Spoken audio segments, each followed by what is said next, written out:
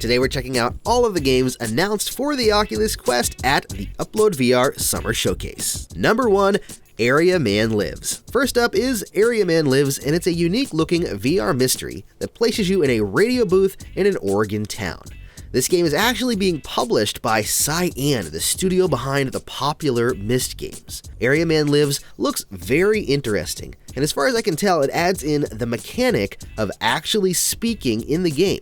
So you'll be recording commercials and talking with radio guests on air with your actual voice. I really love games that add that realistic aspect of speech into the experience, so I'm hoping that it's accurate. Think of Area Man Lives like a radio drama that's unfolding right in front of you as you listen to and talk to the characters and interact with the radio station equipment and other various objects. When a mysterious man starts calling and leaving messages, it's up to you to figure out what's going on. I personally love mysteries, so I'm very excited to check out this game. Number 2, Blaston. Now, I've mentioned this game in a previous video, but I wanted to bring it up again as we now know more about it and we have gameplay footage. Blaston places you in an arena in a 1 versus 1 match, where the last person standing is the winner. You will need to dodge, duck, and weave to move out of the way of incoming projectiles, while also grabbing various weapons to blast your opponent. From different types of blasters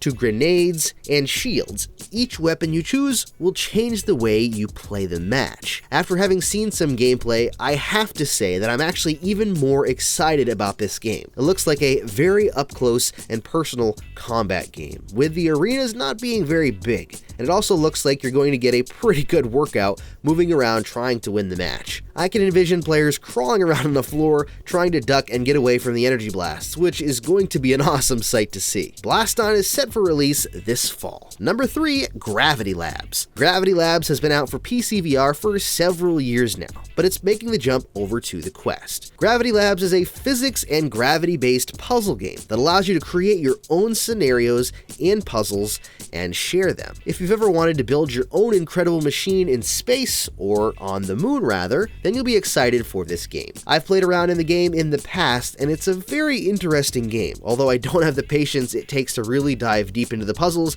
and create your own machines. But the mechanics were awesome, and I think a lot of people will enjoy it. Gravity Labs is coming soon, but no date has been announced yet. Number 4, In Death Unchained. This is one game I am super excited for. In Death is an amazing game that has been on PC VR and PC VR for a little while, and the fact that it's jumping to the Quest is honestly amazing. In Death is a roguelike game with procedurally generated levels that change every time you play them. From what I've played and seen, it does a really good job at procedurally generating too, so you feel like you're actually playing new content each time you play, with a variety of different enemies as well. The bow physics in Death have always been really good, and it's going to feel awesome being able to spin and launch arrows like some kind of Afterlife Hawkeye with no cables to tie us down or get tangled in. With its medieval style and Afterlife setting, it's unique with a high fun factor, and I'm excited to jump into the game on the Quest. In Death Unchained releases in July. Number 5, Operencia The Stolen Sun. This game launched as a flat game earlier this year, but it's now getting an update to include VR support. The trailer itself doesn't say it's coming to the Quest, but I did see a couple of other websites that claim that it is, so for now I'm going to cautiously assume it is. Operencia The Stolen Sun is a dungeon crawler throwback with turn-based combat, puzzles, and a fantasy setting. This game takes place in the world of Operencia, where you work to save the abducted Sun King and save the world from darkness and destruction. I have to say, it does look interesting, although I'm not 100% sold on the turn-based combat in VR yet, as I prefer to slash my own enemies, but we'll have to wait and see how it plays. No release date aside from coming soon has been announced. Number 6, Solaris Off-World Combat. I've mentioned this game a few times now, but we now have our first real gameplay of the game, and I've got to say, it's got me pretty excited to try it out. Solaris Off-World Combat is an 8-player online multiplayer shooter designed as a futuristic esports game. Solaris is fast-paced and it's intense, and it's designed for both quick pickup and play sessions as well as longer gameplay sessions. This game looks like it'll be a great way to get 4 friends together and go out and battle it out against another team. The best part though, Solaris releases in August, so we don't really have that much time left to wait. Number 7, Star Shaman. Star Shaman looks to be a very interesting game. Kinda trippy, but in VR that can be a good thing. The trailer doesn't really give us much aside from the fact that it takes place in space, you can jump from planet to planet casting spells, and it's got some groovy music. It looks to be some sort of wave-based magic combat game, with gestures based on collecting orbs to do spells and get weapons maybe? All I know is that it looks interesting, and I'm pretty curious to see what else this game holds. As you know, I love magic-based games. Star Shaman is set to release later this summer. Number 8, Traffic Jams. Traffic Jams sounds like either a really bad jam for toast or a very boring game, to be honest, directing traffic and people at the crosswalk. In reality, this is a pretty crazy game where cars will be colliding, pedestrians will get run over, you'll be attacked by zombies, and pretty much just all-out mayhem will ensue. Having played the PC VR demo, the mechanics seem to function pretty well so far, although throwing can be a little odd, and it's a pretty humorous game. One really cool aspect is the local multiplayer that'll have your friends and family using their mobile devices